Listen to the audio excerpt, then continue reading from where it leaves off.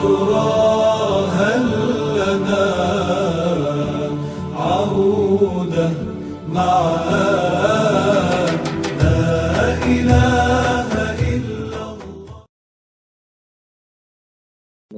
وبركاته. Bismillahirrahmanirrahim. Alhamdulillahirabbil alamin. Wassalamu ala asyrofil anbiya'i wal mursalin. Sayyidina wa maulana Muhammadin wa ala alihi wa sahbihi ajma'in. Subhanaka la ilma lana illa ma 'allamtana innaka antal alimul hakim. Rabbi shrah li sadri wa yassir li amri wahlul 'uqdatam min lisani yafqahu qawli. Nawaitu ta'alluma wa ta'lim wa tadhakkura wa tadhkir wa nafa'a wal intifa' wal ifadata wal istifadah wal hassa ala tanassuh bi kitabillahi wa sunnati rasulih wa du'a ila al-huda wa tadanata ala khair ittibaa wa fillahi wa sahbihi subhanahu wa ta'ala. Allahumma sallimna wal muslimin wa afina wal muslimin wa afu anna wa anil muslimin wa qina wa iyyahum syarra masyarabi dunya waddin. Allahumma rzuqna fahman nabiyyin wa hifdzal mursalin wa ilhamal malaikatil muqarrabin bi rahmatika ya arhamar rahimin. Para jamaah yang saya hormati dan saya muliakan, kemarin telah diterangkan oleh beliau pengarang kitab ini, kitab Uqudul Lijan fi Bayani Huquqi Zawjain, beliau Syekh Muhammad Umar An-Nawawi.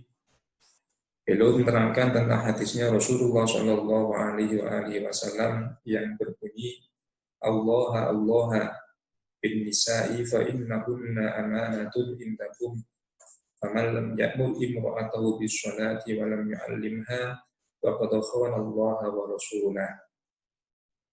Rasulullah Shallallahu Alaihi Wasallam bersabda, takutlah kalian kepada Allah, takutlah kalian kepada Allah dalam urusan istri-istri kalian, karena mereka adalah titipan-titipan dari Allah Subhanahu Wa Taala kepada kalian. Barang siapa yang tidak memerintahkan istri-istrinya untuk melaksanakan ibadah sholat dan tidak mengajarinya tentang ilmu agama, maka sesungguhnya dia telah berkhianat kepada Allah dan Rasul-Nya. Kita ketahui bahwa seorang istri adalah merupakan titipan dari Allah Subhanahu wa Ta'ala yang dititipkan kepada para suami-suami mereka. Ketika orang itu bisa merawat titipan-titipan Allah Subhanahu wa Ta'ala, dirawat dengan baik, dididik dengan baik, maka dia telah memenuhi amanat Allah Subhanahu wa Ta'ala. Namun sebaliknya, ketika seorang suami tidak bisa merawat dan memperhatikan titipan-titipan Allah Subhanahu wa Ta'ala yang berupa seorang istri, dan mengajarinya tentang ilmu agama, maka dia telah berkhianat kepada Allah dan Rasul-Nya. Sebagaimana ketika kita dititipi oleh seseorang dengan sebuah barang, maka ketika kita mampu menjaganya dengan baik, merawatnya dengan baik, maka orang yang titip pun akan merasa senang. Namun sebaliknya, ketika kita dititipi oleh orang dengan suatu barang yang mana kita nggak mampu merawatnya dengan baik, kita biarkan saja tanpa kita rawat, maka orang yang menitipkan akan marah-marah. Karena kita dititipi oleh seseorang, ternyata kita nggak bisa merawatnya dengan baik. Dan itu dinamakan orang yang berkhianat. Nah, setelah beliau mengutip dawuhnya Rasulullah SAW, kita lanjutkan untuk membaca kitab Uqudul Lijan fi Bayani Huquqi Zawjain halaman 6 baris nomor 3 dari bawah. Pasal tentang menjelaskan tentang hak-haknya seorang suami yang wajib dipenuhi dan wajib dilakukan oleh seorang istri. Qala al-musannifu rahimahullah ta'ala wa nafa'ana bi ulumihi wa ta'alaina wa ulatina wa dzurriyyatina wa tanamina min barakatihi wa asrarihi fit daraini amin. Al-faslu tsani utawi fasal kang kaping pindho fi huquqi zauji iku tetep ing dalam nerangake pira-pira hake bojo lanang. Al-wajibati kang tetep ala zaujati ing atase bojo. Pasal yang kedua ini menjelaskan tentang hak-haknya seorang suami yang wajib dipenuhi oleh seorang istri. Jadi nanti diterangkan ada beberapa haknya seorang suami yang wajib dipenuhi, wajib dilakukan oleh seorang istri. Kemarin kita telah mengetahui dan telah kita jelaskan tentang hak-haknya seorang istri yang wajib dipenuhi oleh seorang suami. Sekarang kebalikannya, hak-haknya seorang suami yang wajib dipenuhi oleh seorang istri. Jadi ada timbal baliknya, semua mempunyai hak, semua mempunyai kewajiban. Seorang istri mempunyai hak, seorang istri mempunyai kewajiban. Seorang suami mempunyai hak dan seorang suami juga mempunyai kewajiban yang wajib dia penuhi kepada istri-istrinya. Qala ngendika sapa Allah Gusti Allah taala halimuhu luhur sapa Allah fi suratin nisa'i ing dalam surat An-Nisa. Ar-rijalu qawwamuna 'alan nisa'i bima faddalallahu ba'dhum 'ala ba'd. Ar-rijalu utawi pira-pira wong lanang qawwamuna iku pira-pira wong kang jumenengi 'alan nisa'i ing atase pira-pira wong wadon. Ai musallituna tegese nguasani ala taktibihinna ing atase mulangi tata krama nisa. Bima sebab barang faddola kang aweh kanugrahan aweh kuluwiyan sapa Allah Gusti Allah bi kelawan napa ing setengah rijal ai ar-rijali tegese setengah wong pira-pira wong lanang ala batin ing atase setengah wong wadon ai ala batin nisa tegese ing atase setengah pira-pira wong wadon. Wa bima lan kelawan barang anfaku kan fakake sapa ar-rijal alaihinna ing atase nisa min amwalihim saking pira-pira bandane rijal binikahihinna ing dalam nikah an-nisa kal mahri kaya dene mahar wa nafaqati lan nafaqah. Allah Subhanahu wa taala telah berfirman di dalam surat An-Nisa. Firman-Nya adalah a'udzubillahi minasyaitonir rajim ar-rijalu qawwamuna 'alan nisa'i bima faddalallahu ba'dhum 'ala ba'd. Seorang laki-laki adalah sebagai pemimpin bagi seorang perempuan.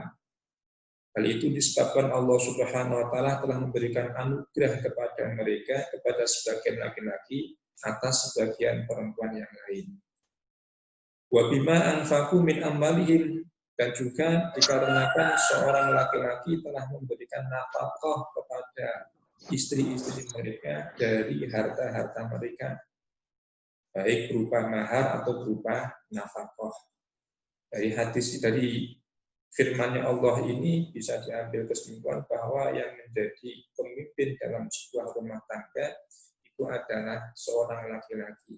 Kenapa? Karena ada dua faktor yang dijelaskan dalam ayat ini. Yang pertama, bahwa seorang laki-laki itu diberi anugerah oleh Allah Subhanahu wa taala melebihi daripada seorang wanita. Yang kedua, disebabkan bahwa seorang laki-laki itu memberikan nafkah kepada seorang perempuan atau seorang wanita dari harta-harta mereka sendiri, baik memberikannya dalam bentuk mahar atau memberikannya dalam bentuk nafkah yang dia berikan setiap harinya. Qala ngendika sapa al-mufassiruna sapa pira-pira ulama ahli tafsir. Tafdilul rijali utawi oleh ngutamaake pira-pira wong lanang alaihinna ing atase nisa iku min wujuhin saking pira-pira wajah kasiratin kang akeh hakikatan ing dalam hakikate wa syar'iyatan lan ing dalam syar'ine. Faminal awali mongko iku setengah saking kang kawitan annal kulahum utawi satemene pira-pira akale artijan wa ulumahum lan pira-pira ilmune artijan iku aksaru luwih akeh. Wa qulubahum lan sak temene atine arrijal alal a'mali ing atase pira-pira penggawean asyaqati kang masyaqat kang rekoso iku asbaru iku luwih sadar. Wa kadzalika lan iku yang mengkono-mengkono aksaru luwih akeh alquwatu utawi kekuatane wa kitabatu lan nulisi goliban ing dalam kaprai. Wal furusiyatu lan ilmu perasaan. Wal furusiyatu lan ilmu perasaan, ilmu firasati. Firasatnya seorang laki-laki itu lebih banyak, lebih kuat daripada seorang perempuan. Ahli tafsir dalam menyikapi firman Allah Subhanahu wa taala tadi, ar-rijalu qawwamuna 'alan nisa. Ahli tafsir mengatakan bahwa keutamaan seorang laki-laki di atas seorang perempuan itu bisa dipandang dari beberapa wajah, dari beberapa perkara. Baik dilihat dari segi kenyataannya, dari segi hakikatnya, atau yang kedua juga dipandang dari segi syar'inya, dari segi agamanya. Yang pertama, contoh dari segi kenyataannya bahwa seorang laki-laki itu akalnya lebih banyak daripada seorang perempuan. Meskipun ada sebagian seorang perempuan yang akalnya lebih banyak dari seorang laki-laki. Jadi di sini beliau ahli tafsir ini menghukumi kebanyakan dari laki-laki itu akalnya lebih banyak, lebih banyak dan lebih cerdas daripada seorang perempuan. Meskipun ada seorang perempuan, seorang wanita yang akalnya lebih pandai atau lebih cerdas daripada seorang laki-laki. Itu yang pertama. Yang kedua, bahwa ilmunya seorang laki-laki itu lebih banyak daripada ilmunya perempuan. Meskipun juga ada seorang perempuan yang ilmunya lebih tinggi daripada seorang laki-laki. Karena seorang perempuan ada yang menjadi profesor, ada yang jadi orang alim, juga banyak. Tetapi kebanyakannya bahwa ilmunya orang laki-laki itu lebih banyak daripada seorang perempuan. Kenapa demikian? Karena sebagaimana yang setelah saya terangkan kemarin, bahwa kebanyakan dari kaum wanita ketika mereka menikah, maka berhentilah mereka untuk belajar. Berhentilah mereka untuk belajar. Kenapa demikian? Karena kebanyakan mereka ketika sudah menikah, maka mereka sudah sibuk mengurusi rumah tangganya masing-masing, mengurusi anak dan suaminya. Itu yang pertama. Yang kedua, yang ketiga, bahwa hatinya seorang laki-laki untuk menghadapi perkara yang berat, menghadapi musibah yang berat, itu lebih sabar daripada seorang perempuan. Contohnya ketika ditinggal mati oleh saudaranya, ditinggal mati oleh sanak familinya, ditinggal mati oleh oleh orang tuanya, maka yang banyak mengalirkan air mata itu adalah dari kaum hawa atau dari kaum perempuan atau kaum wanita. Sementara laki-laki lebih tabah, lebih sabar untuk menghadapi musibah yang ada. Itu kebanyakan. Meskipun ada sebagian seorang wanita yang tabah, nggak mengalirkan air mata, nggak menangis dengan guru-guru dan sebagainya. Begitu juga kekuatannya seorang laki-laki itu lebih kuat, kalau lebih kuat daripada seorang perempuan. Meskipun juga ada seorang perempuan yang lebih kuat dari laki-laki. Sebagaimana dalam YouTube itu ada seorang perempuan punya kekuatan yang bisa menghancurkan beton yang dijuluki dengan tulang besi. Dari luar Jawa itu ada. Jadi ketika dia memukulkan beton, maka betonnya menjadi hancur, menjadi hancur. Kemudian ketika dia memukulkan tangannya ke besi, maka besinya menjadi bengkong dan sebagainya. Itu ada, cuma hanya sebagian. Kebanyakannya kekuatannya laki-laki itu lebih banyak daripada kekuatannya seorang perempuan. Begitu juga dalam segi tulis-menulis. Dalam segi tulis-menulis itu kebanyakannya lebih banyak laki-laki daripada perempuan. Meskipun ada juga seorang perempuan yang ahli nulis atau ahli dalam segi tulis-menulis juga ada. Tapi kebanyakan bahwa dalam tulis-menulis, dalam mengarang itu yang lebih banyak adalah laki-laki. Makanya kita jumpai tulisan-tulisan Arab atau karangan-karangan Arab itu yang banyak itu adalah dari yang mengarang adalah orang-orang laki-laki. Seperti kitab ini yang namanya Nawawi atau Imam Nawawi, kemudian Imam Nawawi, kemudian lagi banyak sekali Imam Syafi'i, Imam Hanafi, Imam Maliki. Semuanya adalah dari kaum laki-laki semuanya. Meskipun ada sebagian di sana itu ada seorang perempuan yang ahli dalam menulis, baik menulis dalam segi bentuk tulisan Arab atau dalam segi bentuk bahasa Indonesia atau bahasa-bahasa yang lain. Wa fihi man iku ing dalem Awijal al-ulama utai piro-piro wong alim wal amanatul kubro wal imamatul kubro imamatul kubro kang gede wasudro lan kang imam kang cilik wal jihadulan perang wal adzanulan adzan wal khutbatulan khutbah wal jum'atulan jum'ah wal jum'atulan jum'atan wal itikafulan itikaf wa syahadatulan yaksaini fil hududi ing dalam piro-piro had wal qisasulan qisas wal anqihat fil hududi wal qisas wal anqihat lan piro-piro nikah wa nahwiha lan sepadane hudud qisas lan anqihat wa ziyadatul mirasi lan tambahi warisan wa taksibulan ngasobahake wa tahammulud diyati lan nanggung diyat wa wilayatun nikahi lan wali nikah wa tolaki wa tolak lan tolak wa raj'atul lan rujuk wa adatul azwaji lan wilangan piro-piro bojo wa ilaihim man ikumaring al-rijal al-intisabu utawi kasebuti nasab.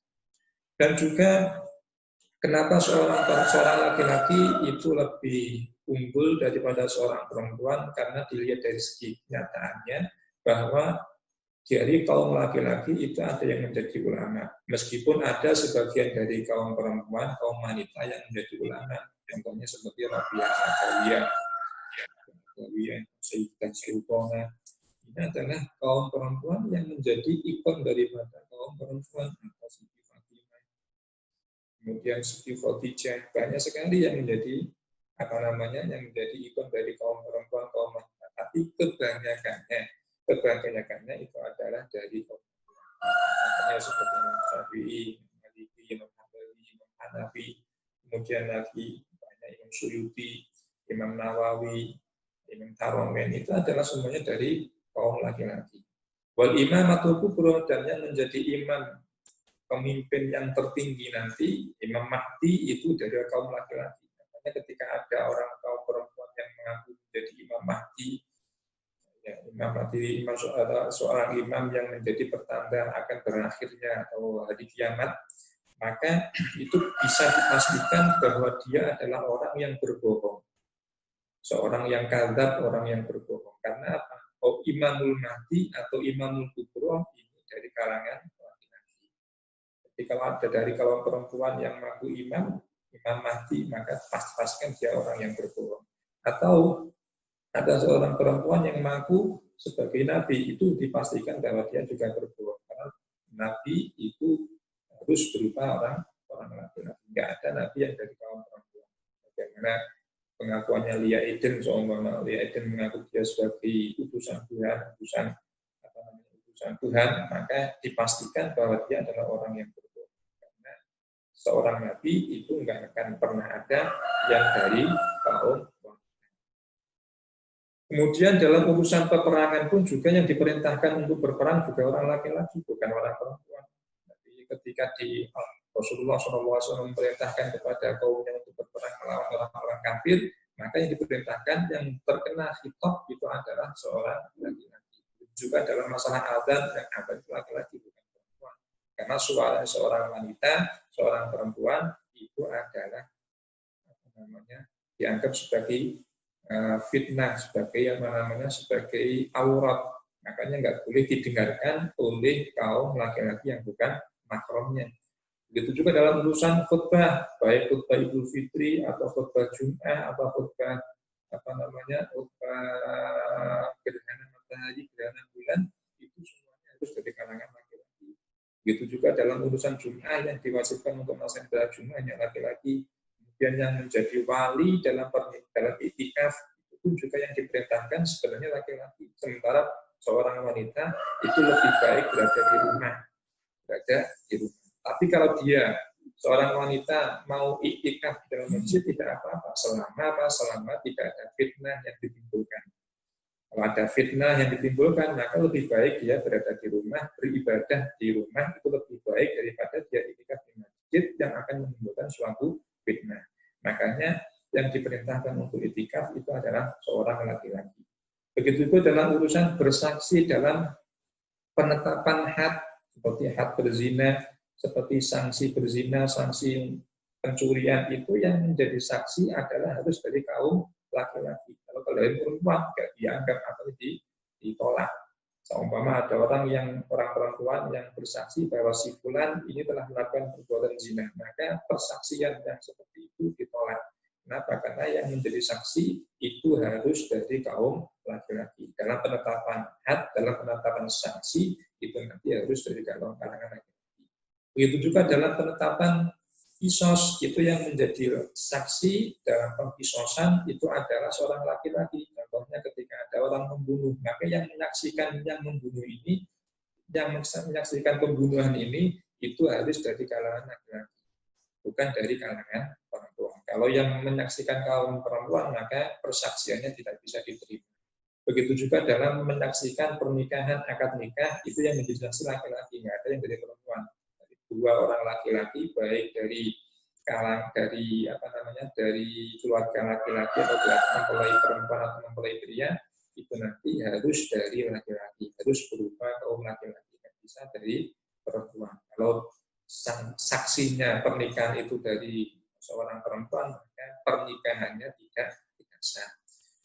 Begitu juga dalam urusan warisan, seorang laki-laki itu lebih tinggi, lebih banyak daripada kaum perempuan. Seorang laki-laki dalam urusan warisan itu lebih banyak daripada kaum perempuan.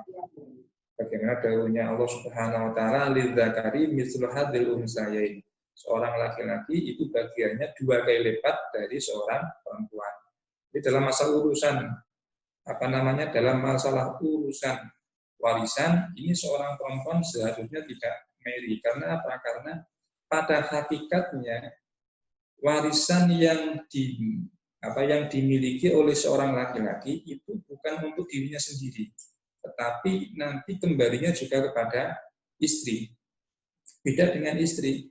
Uang yang dimiliki istri itu adalah milik sendiri, bukan miliknya suami, juga bukan miliknya anaknya. Tapi kalau uang yang dimiliki oleh suami atau harta warisan yang dimiliki oleh suami nanti juga kembalinya kepada istri dan keluarga.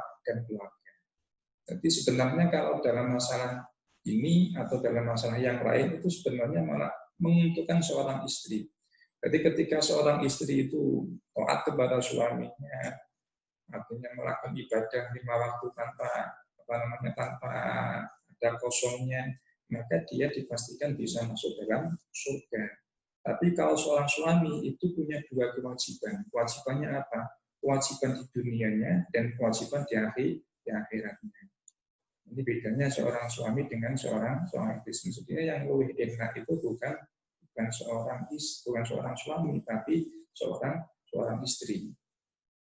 Kemudian dalam masalah asobah pun yang mengasobahkan ini adalah kaum laki-laki. Contoh misalnya adalah seorang anak perempuan. Anak perempuan ini nggak bisa mendapatkan asobah. Yang bisa mengasobahkan adalah orang laki-laki atau anak laki-laki.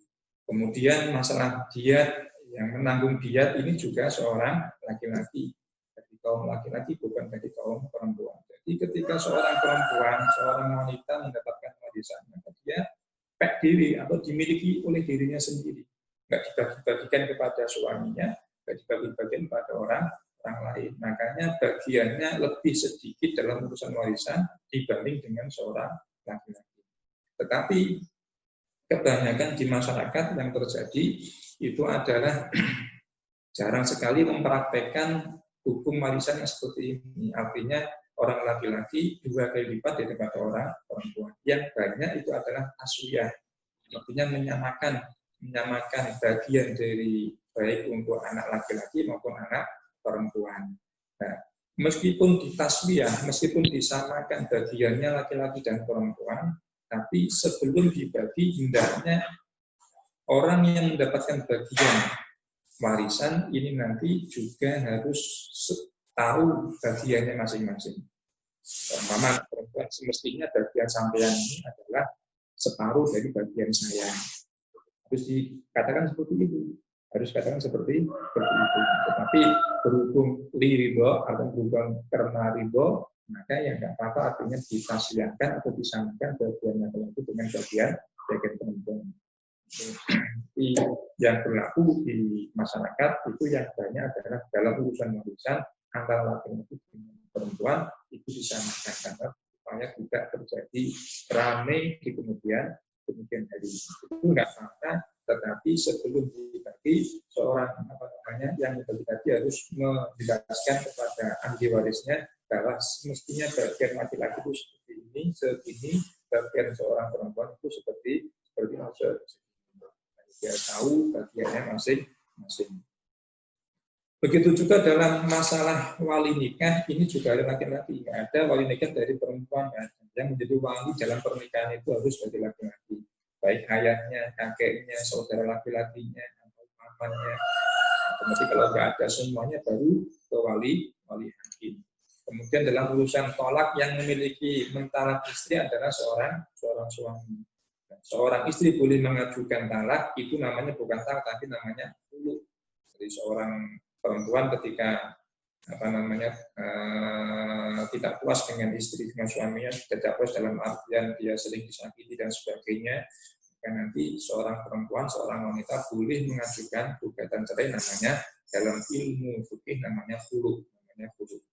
Nah, kalau terjadi khulu, maka selamanya ini tidak diperbolehkan, namanya sudah karena nggak boleh dirujuk kembali. Kemudian dalam masalah urusan rujuk, nah ini buku yang memiliki hak rujuk adalah seorang laki-laki. Dan juga dalam urusan berpoligami pun juga yang memiliki hak adalah seorang laki-laki. Nggak ada yang namanya poliandri. Artinya seorang wanita memiliki 2 suami, 3 suami, 4 suami, nggak ada. Dalam ilmu, dalam syariat, pada agama Islam, nggak ada seorang perempuan, seorang wanita yang memiliki 2 suami, 2 atau 3 suami, atau 4 suami. Atau poliandri nggak boleh. Yang memiliki hak untuk memiliki berpoligami adalah seorang suami atau seorang laki-laki. Dan kepada mereka, kepada orang laki-laki itu nasabnya anak kembali, atau kembalinya nasabnya anak kepada seorang laki-laki. Jadi siapa namanya seumpama Fatimah atau namanya Zainab anaknya siapa? Anaknya Hasan seumpama. Bukan anaknya seorang perempuan, bukan anaknya Maryam, bukan, tetapi anaknya Hasan. Jadi kembalinya nasab itu kepada orang laki-laki, kecuali apabila anak itu dihasilkan dari perzinahan. Alhamdulillah. Nah, kalau anak itu dihasilkan dari perzinaan, maka nanti kembalinya nasab bukan kepada ayahnya, tetapi kepada ibunya. Karena menandakan bahwa anak hinanya hasil daripada sebuah perzinaan. Wa minasani lan iku setengah saking kang kaping pindho atiyatul mahri utawi aweh mahar wan nafaqati lan aweh nafaqah wa bihima lan sepadane mahar lan nafaqah. Kada kali yang mengkono-mengkono keterangan di Zawajiri ing dalam kitab Zawajir Ibnu Hajarin kepada Ibnu Hajar.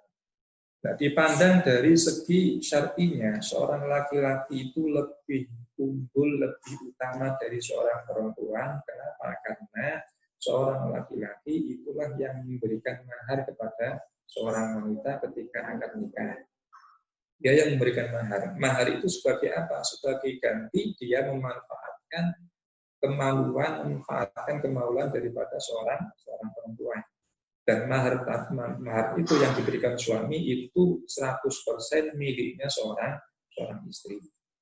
Di selain mahar juga seorang laki-laki lebih unggul daripada seorang perempuan karena mereka lah yang memberikan nafkah. Mereka yang memberikan nafkah. Meskipun ada kasus 1, 2, 3 seorang perempuan lah yang bekerja memberikan nafkah kepada istri, pada keluarganya.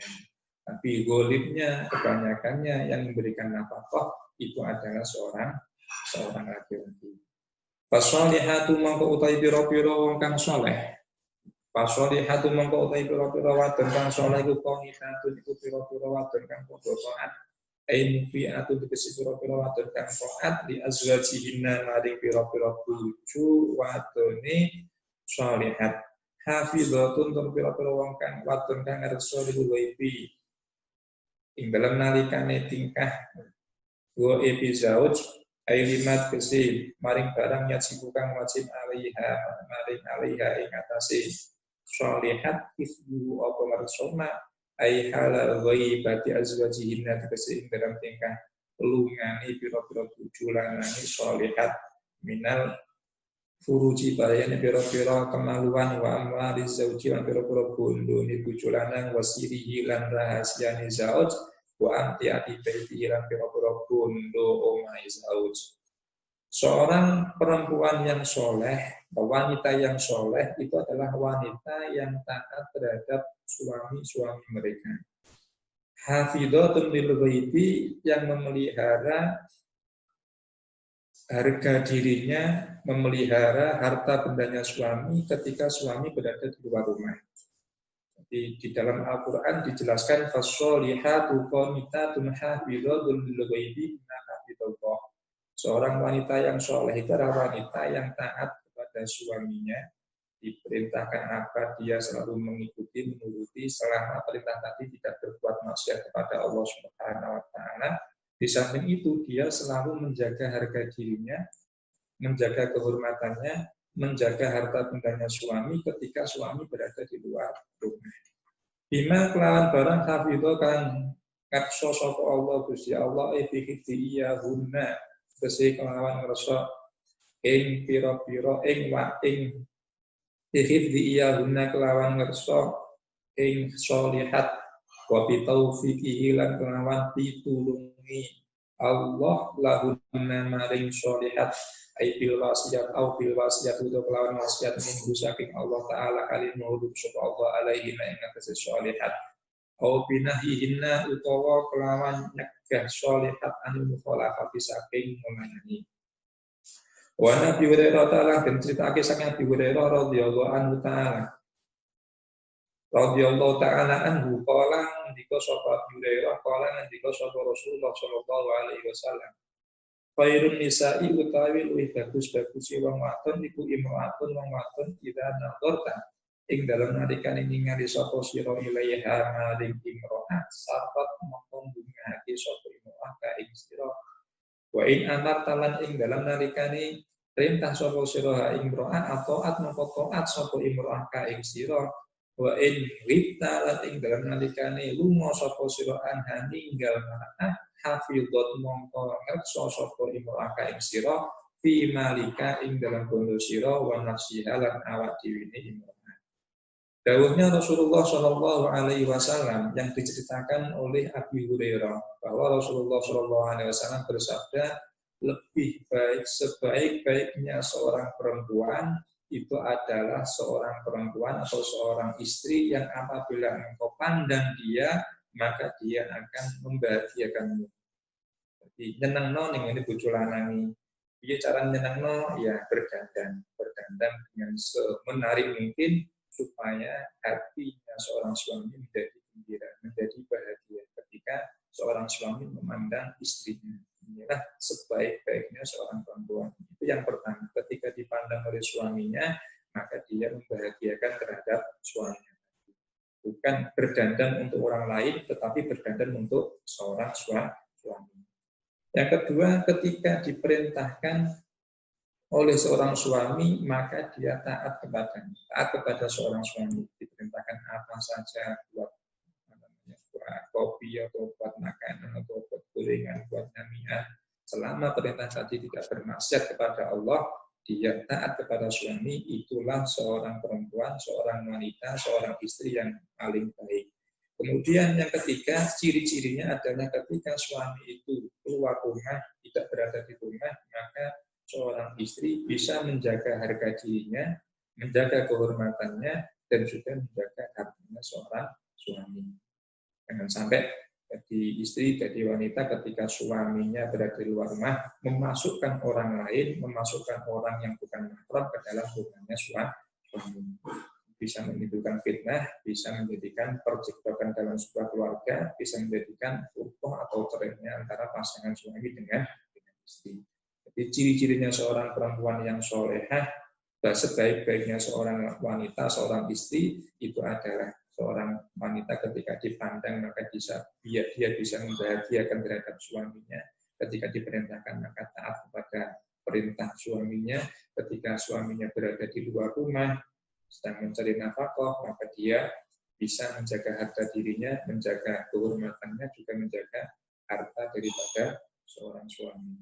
Walati utai wong wadon takhafun akan kuatir sapa sira kabeh aita dununa tegese nyono sapa sira kabeh susahuna ing mususi alati ay bughdahu tegese tegese serangane alati lakum maring sira kabeh wa rafa anfusihinna lan umawuri awak dhewe ne alati alaikum ing atas sira kabeh takabur krono gede fa'idu mongko mitu surono sapa sira kabeh guna ing alati ai faqawifu tegese mongko meden-medenono sapa sira kabeh guna ing alati Allah ing Allah wa wa ta'tif iku mandukun iku den sunatake kaya kula kaya yen ngucap sapa apa julu sapa wong lanang di zaujati maring bojo wadone rajul itaki ya sapa sira kabeh sapa sira wadon Allah ing Allah bil haqi ing dalam hak al wajib kan wajib li man patut li sunali ki marat ing atas sira wadon